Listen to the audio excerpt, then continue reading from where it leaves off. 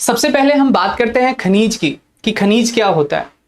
वैसे कहा जाए तो खन से बनता है खनिज और खन का अर्थ ही होता है खान। तो खान से खोद कर निकाला हुआ जो पदार्थ होता है वो खनिज कहलाता है। और भूमि से जो ये पदार्थ निकलता है ये अशुद्ध रूप में पाया जाता है, क्योंकि क्या होता है कि भूमि में कई सारे तत्व पाए जाते हैं और ये जो तत्व होते हैं ये अलग अलग क्रियाओं के माध्यम से आपस में क्रिया करके ये कोई ना कोई खनिज तत्व बना देता है और ये अशुद्ध रूप में होते हैं और उसके बाद में इनको बाहर निकालकर शुद्ध रूप से खनिज निकाला जाता है। तो इसी के संदर्भ में हम कुछ चीजें यहां देखते हैं। देखिएगा, खनिज खनिज ऐसे पदार्थ को कहते हैं जो खान से खोद कर निकाले जाते हैं। खनिज अशुद्ध अवस्था में ही पाए जाते हैं, उन्हें शुद्ध करना अति आवश्यक होता है।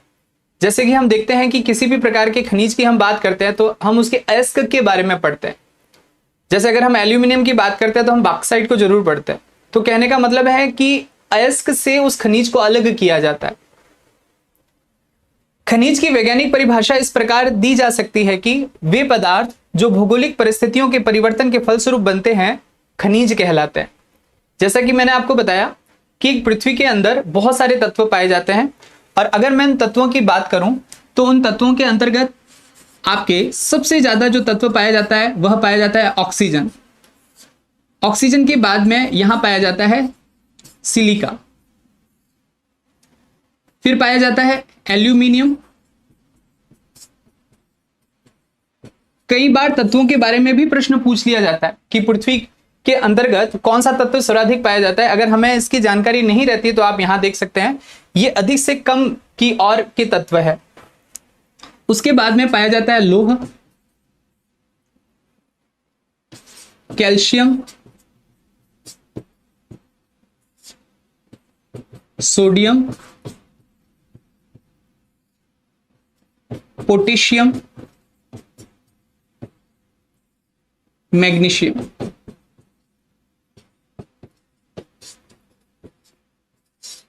तो इस प्रकार से ये जो सारे तत्व है ये आपस में क्रियाएं करते रहते हैं और किसी ना किसी खनिज का उत्पादन कर देते हैं। तो ये तो एक नॉर्मली खनिज की परिभाषा हो जाती है। अब अगर हम खनिज के बारे में देखें कि खनिज को कितने प्रकारों में बांटा जा सकता है, तो मेनली खनिज को हम दो प्रकार में बांटते हैं। एक बांटते हैं वे खनिज जिसमें धातु की मात्रा पाई जाती है और एक वे खनिज जिसमें धातु की मात्रा नहीं पाई जाती है। अब जो धातु वाले खनिज है उनको भी हम दो भागों में बांट सकते हैं, यानी कि एक धात्विक वे खनिज जिसमें लोहे का अंश हो और एक धात्विक वे खनिज जिसमें लोहे के अंश न हो। तो आपके सामने मैं एक सारणी प्रस्तुत करता हूं जिससे आपको काफी कुछ समझ में आ जाएगा। खनिजों का वर्गीकरण यहां पर किया हुआ है। एक तरफ आपको धात्विक खनिज दिखाई दे रहा होगा और एक तरफ आपको अधात्विक खनिज दिखाई दे रहा होगा। यहां पर ऊर्जा खनिज को भी बांटा गया है। आजकल ये प्रश्न पूछा जाता है परीक्षाओं में कि निम्न में से ऊर्जा खनिज के अंतर्गत कौन सा आता है, तो इसलिए आप इसको भी थोड़ा सा ध्यान रखना। बाकी ये अधात्विक खनिजों में पढ़ा जाता था तो इसको हम ऊर्जा खनिज के संदर्भ में भी पढ़ेंगे। अधात्विक खनिज के अंतर्गत हम देखते हैं कि ये दो भागों में बटा हुआ है, लोह धातु खनिज, अलोह धातु खनिज। लोह धातु खनिज के अंतर्गत वे धात्विक खनिज जिसमें लोहे का अंश उपस्थित होता है उसे हम लोह धातु खनिज कहते हैं। इनमें से लोह अयस्क है, टंगस्टन है, मैग्नीज है। अगर इसके अलावा भी हम बात करें तो इसमें क्रोमाइट भी आता है, इसके अलावा कोबाल्ट भी आता है, ठीक है, और इसके अलावा टाइटेनियम भी आता है, निकेल भी आता है। ये सारे लोह धात्विक खनिज कहलाते हैं। अलोह धात्विक खनिजों के अंतर्गत तांबा है, शीशा है, जस्ता है, चांदी है और इसके अलावा भी बात करें सोना आ जाता है, प्लेटिनम आ जाता है, प्लेटिनम आ जाता है, एल्यूमिनियम आ जाता है, मैग्नीशियम आ जाता है और इसके अलावा पारा जिसे हम मरकरी कहते हैं वह भी इसमें शामिल हो जाता है। तो ये अलोह धात्विक खनिज है। अब कई बार खनिजों के अंतर्गत केवल धात्विक, अधात्विक, लोह, अलोह ऐसे खनिजों के बारे में पूछ लिया जाता है। तो यहां से बहुत कुछ क्लियर हो जाता है। अगर हमारा ऐसा कोई प्रश्न बनता है तो वो हमारा कभी गलत नहीं होगा। फिर अधात्विक खनिजों में हम देखें तो इसमें भी हम कई भागों में बांट देते हैं। जैसे हम कहते हैं उर्वरक खनिज, और ये प्रश्न आया हुआ है कि निम्न में से उर्वरक खनिज कौन सा है। तो इन खनिजों के बारे में हमें ध्यान में रखना है जिप्सम, रॉक फास्फेट। जिप्सम और रॉक फास्फेट के बारे में हम बात करें तो जब भी हम मृदा में पीएच का मान पढ़ते हैं ना, तो क्षारीय और अम्लीय ताप पढ़ते हैं, उसके अंतर्गत हम जिप्सम और रॉक फास्फेट इन खनिजों की बात करते हैं कि मिट्टी में ये मिलाए जाते हैं उसको उदासीन करने के लिए। तो ये उर्वरक खनिज के तौर पर उपयोग में लिए जाते हैं। बहुमूल्य पत्थर, इसमें पन्ना आ जाता है, तांबड़ा आ जाता है, ठीक है ना, जिसे हम रक्तमणि के नाम से भी जानते हैं, फिरोजा के नाम से भी जानते हैं, माणिक के नाम से भी जानते हैं। तो ये सारी जो चीजें हैं ये बहुमूल्य पत्थरों के अंतर्गत आ जाते हैं, जिनको अंगूठियों में पहना जाता है। विद्युत उपयोगी अभ्रक आ जाता है, अभ्रक का उपयोग विद्युत उपयोगी सामानों में किया जाता है। उष्मारोधी, उच्च ताप सहनीय व मृत्तिका खनिज, जिसमें एस्बेस्टॉस आ जाता है, फेल्सपार आ जाता है, सिलिका सैंड आ जाता है, क्वार्ट्ज आ जाता है, मैग्नेसाइट है, वर्मिकुलेट है, चीनी मिट्टी है, डोलोमाइट है आदि इसके अंतर्गत आ जाते हैं। रासायनिक खनिजों में नमक, बेराइट, ग्रेनाइट, स्लेट आदि आ जाते हैं। अब ये सारे खनिज है हम भारत के संदर्भ में बहुत कम पढ़ेंगे, परंतु फिर भी हमें खनिजों की जानकारी होनी चाहिए, ताकि खनिज के संदर्भ में अगर कोई पूछ लिया जाए क्लासिफिकेशन के बारे में तो वो हमारा कभी प्रश्न गलत नहीं हो। ऊर्जा खनिजों के अंतर्गत एक आता है ईंधन खनिज, यानी कि ईंधन के लिए जिन खनिजों का हम उपयोग करते हैं उसे ईंधन खनिज कहा जाता है, जिसमें कोयला, पेट्रोलियम, प्राकृतिक गैस प्राप्त होती है। एक होता है अणु शक्ति खनिज, यूरेनियम, थोरियम, बेरिलियम। ये तीन चीजें आप लोग ध्यान में रखना। एक साधारण सा ही प्रश्न आ जाता है कि निम्न में से अणु शक्ति खनिज कौन सा है, और उसके अंतर्गत अगर कोयला, पेट्रोल वगैरह आता है तो आपको ये जानकारी होनी चाहिए कि अणु खनिज के संदर्भ में कौन से तत्व यहां पर देखे जाते हैं। तो एक नॉर्मली खनिजों का वर्गीकरण हो जाता है। अब इसके बाद में हम ऐसे खनिजों को पढ़ेंगे जो भारत के संदर्भ में बहुत ज्यादा इंपॉर्टेंट है, और हम बिल्कुल फैक्ट ले आए, केवल आपको रटना है, देखना है, तो इस तरीके से वो आपको समझ में आ जाएगा। अंत में मैं थोड़ा सा बोर्ड से हट जाऊंगा तो आप सबके स्क्रीनशॉट ले लेना। अभी आप लोग एक बार देख लीजिए कि कौन कौन से खनिज यहां पर देखने को मिलते हैं। सबसे पहला खनिज हमारे सामने आता है कोयला। कोयला बहुत ज्यादा परीक्षाओं में पूछा जाने वाला प्रश्न है। सबसे पहले तो हम बात करते हैं कि कोयला कितने प्रकार का होता है। तो कोयलों को हमेशा कार्बन की मात्रा के आधार पर बांटा जाता है, यानी कि कोयले में जितना ज्यादा कार्बन होगा उतना अच्छा कोयला माना जाता है। तो सबसे पहले यहां हम कार्बन की मात्रा के आधार पर कोयले को देखते हैं तो 4 प्रकारों में बढ़ता है। सबसे अच्छा और लेवल का जो कोयला होता है वो होता है एंथ्रेसाइट। एंथ्रेसाइट सबसे अच्छी किस्म का कोयला होता है। इसमें जो कार्बन की मात्रा है वह 85 से 90% होती है, यानी कि जलाने पर बिल्कुल धुआं नहीं करता है। तो अच्छी क्वालिटी का ये कोयला कहलाता है। सेकंड नंबर होता है बिटुमिनस।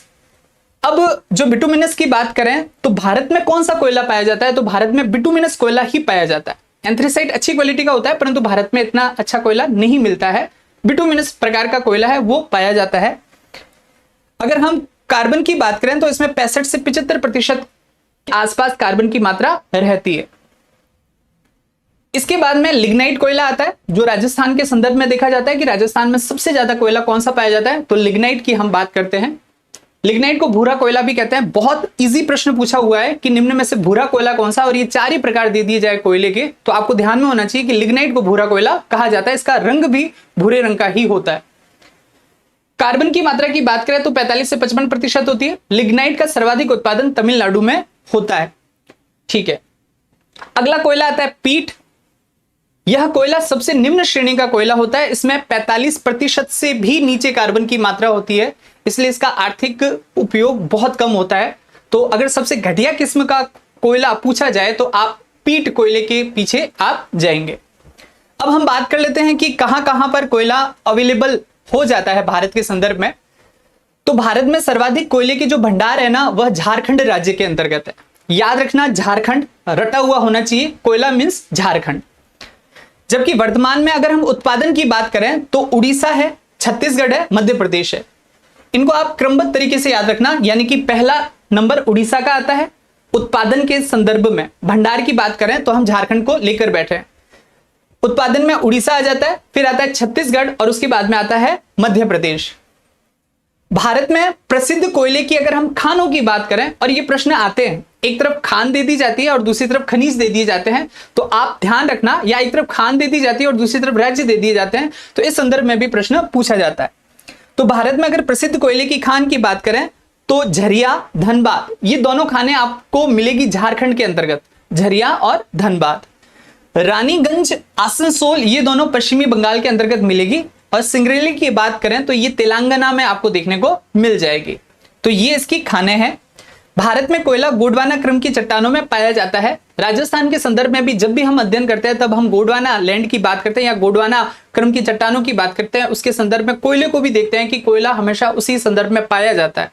और जब भी हम 33 सागर के अवशेषों की बात करें तो वहां हम पेट्रोलियम की बात करते हैं कि वहां पेट्रोल पाया जाता है। तो इस तरीके से गोंडवाना क्रम की जो चट्टानें हैं वहां पर कोयला देखने को मिलता है। कोई ऐसा प्रश्न अगर पूछ लिया जाए कि निम्न में से कौन सी क्रम की चट्टानों में कोयला प्राप्त होता है, फिर उसमें धारवाड़ क्रम दे दिया जाए, कुडप्पा क्रम दे दिया जाए या फिर गोंडवाना क्रम दे दिया जाए, तो हमारा आंसर गोंडवाना क्रम ही होगा। कोयले की बाद में हम बात करते हैं लौह अयस्क की। अब जो लौह अयस्क होता है ये भी कोयले की भांति होता है, यानी कि इसको भी हम 4 भागों में बांट सकते हैं। सबसे पहले हम लौह अयस्क की बात करते हैं, इसकी महत्वपूर्ण चीजों की। तो भारत का जो स्थान है ना, यहां पर चौथा लगता है। भारत का स्थान लौह अयस्क के मामले में, उत्पादन के मामले में चौथा स्थान आता है और ये कई बार परीक्षाओं में पूछा हुआ है। सबसे पहला नंबर यहां पर लगता है चीन का, फिर लगता है ऑस्ट्रेलिया का, और फिर लगता है ब्राजील का, और फिर चौथा नंबर लगता है भारत का। भारत में लौह अयस्क का सर्वाधिक उत्पादन उड़ीसा, छत्तीसगढ़ व कर्नाटक में किया जाता है।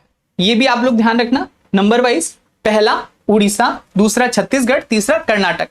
लौह अयस्क के भंडार में कर्नाटक शीर्ष स्थान पर है।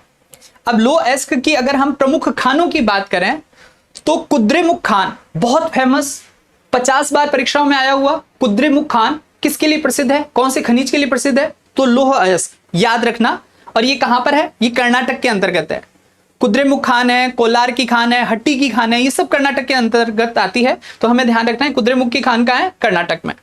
इसी तरीके से अगर हम छत्तीसगढ़ की बात करें तो वहां बेलाडीला की खान है, वो भी बड़ी फेमस है लौह अयस्क के लिए। फिर उड़ीसा के अंतर्गत मयूरभंज और क्योझर, मयूरभंज और क्योझर उड़ीसा के अंतर्गत आता है। यहां पर अगर हम वापस देखें लौह अयस्क को, तो लौह अयस्क के अंतर्गत इसको 4 प्रकारों में बांटा जाता है। कौन कौन से 4 प्रकार है तो वो हम देख लेते हैं। सबसे पहला जो लौह अयस्क होता है उसे कहा जाता है मैग्नेटाइट, मैग्नेटाइट। उसके बाद में जो लौह अयस्क होता है उसे कहा जाता है हेमेटाइट। फिर आता है लिमोनाइट और उसके बाद में आता है सिडेराइट। अब ये जो मैंने नाम लिखे हैं ये लोहांश के आधार पे लिखे हैं। कभी अगर लोहांश के प्रतिशत के आधार पर आरोही अवरोही क्रम में पूछ लिया जाए तो 1 नंबर, 2 नंबर, 3 नंबर और 4 नंबर हमें यहां पर ध्यान में रखना है। अब जो मैग्नेटाइट है वो सर्वोत्तम किस्म का लौह अयस्क है, परंतु हमारे यहां पर, हमारे अगर हम भारत के संदर्भ में बात करें तो यह इतना नहीं प्राप्त होता है, और जितना भी प्राप्त होता है तो ये कर्नाटक के अंतर्गत मिलता है। 80% ही कर्नाटक के अंतर्गत मिल जाता है, परंतु भारत में बहुत कम मिलता है। हेमेटाइट की बात करें तो भारत के अंदर हेमेटाइट अयस्क है, उसकी प्राप्ति होती है। 80% जो अयस्क है वो हेमेटाइट किस्म का ही निकलता है। तो भारत के संदर्भ में हम हेमेटाइट को देखते हैं, ये भारत। फिर लोहे की जो मात्रा है वो कम होती जाती है। लिमोनाइट और सिडेराइट ये घटिया किस्म के लौह अयस्क माने जाते हैं, तो इसलिए इसमें आर्थिक क्रियाएं न के बराबर की जाती है। तो लिमोनाइट, और सबसे घटिया है वो सिडेराइट है। अगर 4 ऑप्शन आ जाए और उसमें घटिया किस्म का पूछे तो हम सिडेराइट की ओर जाएंगे, क्योंकि उसमें लोहे की मात्रा बहुत ज्यादा कम होती है। तो ये रह जाता है आपका लौह अयस्क। फिर हम बात करते हैं तांबा की। तांबा बहुत प्राचीन समय से उपयोग में लाया जा रहा है। ताम्रकालीन सभ्यताओं के बारे में भी हमने बहुत कुछ पढ़ा है। तो तांबा मानव सभ्यता द्वारा सबसे पहले प्रयोग में की जाने वाली धातु है। तांबा विद्युत का सुचालक होता है, इसलिए इसका उपयोग विद्युत उपकरणों के अंतर्गत भी किया जाता है। भारत में तांबे का सर्वाधिक उत्पादन मध्य प्रदेश, याद रखना, उत्पादन में पहला मध्य प्रदेश, फिर राजस्थान, झारखंड सिंह भूमि वाले राज्य है। जबकि राजस्थान राज्य में तांबे के सर्वाधिक भंडार उपलब्ध है। यहां उत्पादन की बात आ रही है तो उत्पादन के संदर्भ में हम इनके नाम ले रहे हैं, जबकि भंडार की दृष्टि से हम बात करें तो राजस्थान भंडार की दृष्टि से आता है। और तांबे के अंतर्गत हमने बहुत कुछ पढ़ रखा है राजस्थान के संदर्भ में। तांबे के प्रमुख खाने राजस्थान में खेतड़ी है जो कि झुंझुनू के अंतर्गत है, अलवर है, तथा मध्य प्रदेश में अगर हम बात करें तो बालाघाट आता है।